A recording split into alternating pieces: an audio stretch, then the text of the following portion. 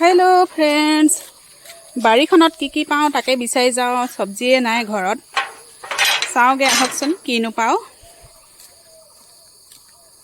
দেখুৱাই আছোঁ বাৰু, বাৰীখন গোটেই জংঘলেই হৈ গ'ল। এইফালে আমাৰ পেটুৱাক লৈ লৈছোঁ।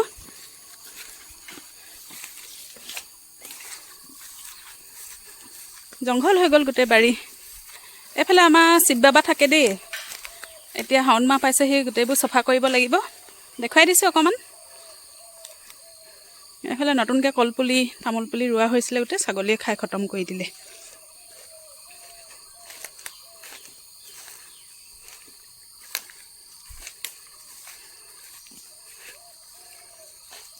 এইফালে দেখুৱাই দিছোঁ, আমাৰ মা থাকে দেই ইয়াত, মানে মোৰ শাহু মা, মানে বাৰী ৰখীয়া।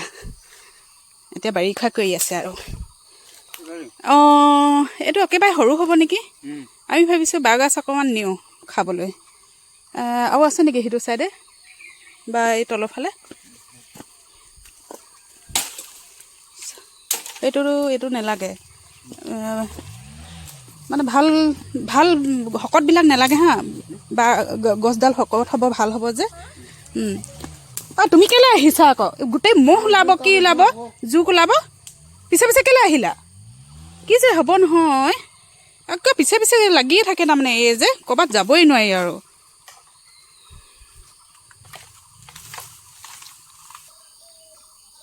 এইয়া যেনে তেনে এটা পালোঁ বাৰু, সৰুৱে কাটিবলৈ ক'লোঁ। ইয়াতে একেবাৰে চাফা কৰি দিয়ে।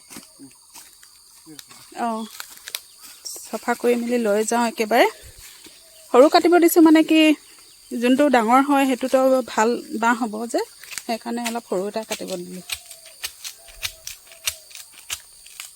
এয়া দেখিছেনে, এইজনী আমাৰ একদম পিছে পিছে লাগিয়ে থাকে একদম। মহৰ কামুৰণি, মহবোৰ দেখিছে, বাঁহ তল যে ইমান মহ, তথাপিতো মানে আহিবলৈ নেৰেই। কৰি ল'ম, হ'ব বাকীখিনি মই কৰি ল'ম দে। এইটোকে আজি বনাওঁগৈ। মহৰ কামুৰণি খাই তথাপিতো এটা বিচাৰিবলৈ ক'লোঁ, সৰু এটা বিচাৰি দিলে। আজি এয়া বনাওঁগৈ, বাঁহগাজ, মটৰ আৰু ৰঙালাও। আপোনালোকে খাই পাইছেনে? খাই চাবচোন কিমান ভাল লাগে। এয়া বাঁহগাজ বইল কৰি লৈছোঁ দেই, ধুনীয়াকৈ কাটি মেলি চফা কৰি ধুই ল'লোঁ। তাৰপিছত এয়া বইল কৰি লৈছোঁ। তাৰপিছতে যোগাৰ কৰিছোঁ এয়া ৰঙালাওটো দেখিছেনে কিমান ৰঙা। এয়া কাটি লৈছোঁ। বাকী আৰু নহৰু আদা এইবিলাকো চফা কৰি লৈছোঁ। আজি এয়া আপোনালোকক বনাই দেখুৱাম বুলি ভাবিছোঁ, বাঁহগাজ, ৰঙালাও আৰু মটৰ দি ধুনীয়াকৈ এখন ভাজি। বাঁহগাজখিনি আনফালে উতলি হৈ গ'ল ধুনীয়াকৈ। সেইখিনি মই এতিয়া উঠাই লৈছোঁ পানীৰ পৰা।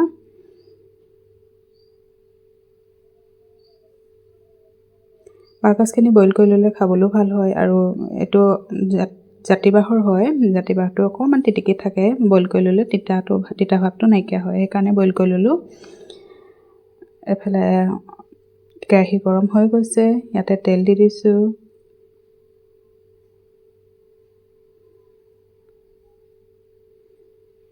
পিঁয়াজ দি দিছোঁ।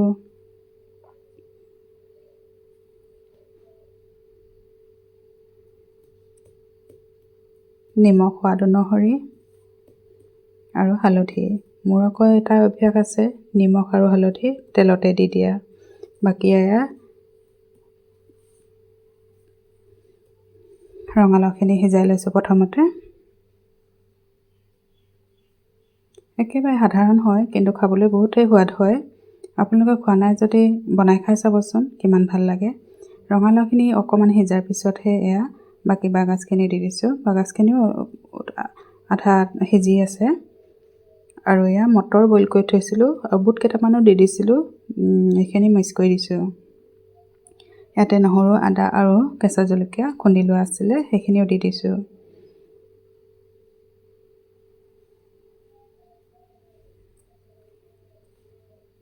ভালদৰে লৰাই লৈছোঁ এতিয়া, যাতে নহৰু আদাখিনি গোটেই ভাজিখিনিতে লগ হৈ যায়।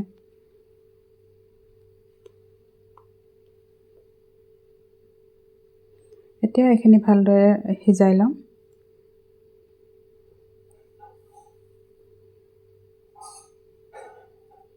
এয়া মোৰ চব্জি সিজি গৈছে। মছলা বিশেষ ব্যৱহাৰ কৰা নাই, মই নহৰু আদা এইবিলাকে ব্যৱহাৰ কৰিছোঁ। আপোনালোকে যদি খাব বিচাৰে নহয় বাকী মছলাবিলাক আপোনালোকে দি খাব পাৰে।